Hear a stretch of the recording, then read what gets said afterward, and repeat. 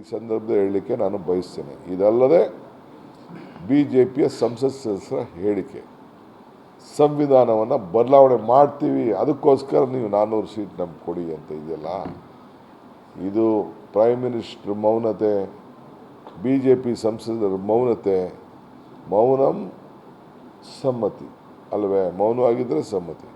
ವೈಯಕ್ತಿಕವಾಗಿ ಬೇಡ. ಇಲ್ಲ ಇಷ್ಟೊತ್ತಿಗೆ ನಾವಾಗಿದ್ದರೆ ಪಾರ್ಟಿಯಿಂದ ಎಕ್ಸ್ಪೆಲ್ ಮಾಡಿಬಿಡ್ತಿದ್ದೋ, ಪಾರ್ಟಿಯಿಂದಲೇ ಎಕ್ಸ್ಪೆಲ್ ಮಾಡ್ತಿದ್ದೋ. ಅಂದರೆ ಅವ್ರಿಗೆ ಇದನ್ನು ಪೂರ್ವಕವಾಗಿ ಏನು BJP ಭಾವನೆ ಇದೆ ಆ ಭಾವನೆನ ಅನಂತಕುಮಾರ್ ಹೆಗಡೆಯವ್ರ ಕೈಲಿ ಮಾತಾಡಿಸ್ತಾ ಇದ್ದಾರೆ. ಇದು ಖಂಡನೀಯ.